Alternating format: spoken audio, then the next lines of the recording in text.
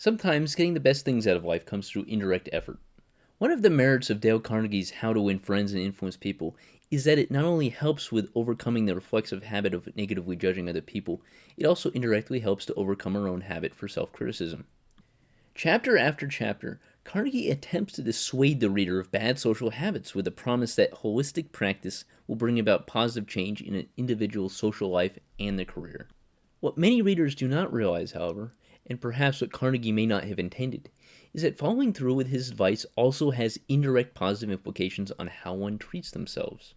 This, in fact, may be the real genius behind this book, as we are, in many respects, the product of what we tell ourselves. Following through with Carnegie's recommendations, namely that we cease and desist from criticism, fault-finding, poking, and derision of other individuals, also has an impact on how we treat ourselves. When we consistently act upon Dale Carnegie's recommendations, we may find that our own muscle of self-criticism is gradually weakened over time.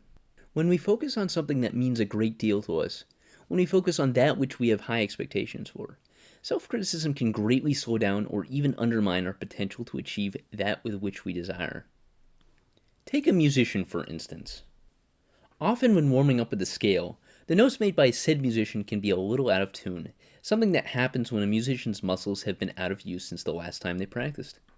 Although this phenomenon is totally understandable under the circumstances, a reactive self-shattering mind can transmogrify an otherwise tame reality into a hostile, unpleasing event, greatly limiting said musician's creative energies and undermining their ability to properly focus on the task at hand.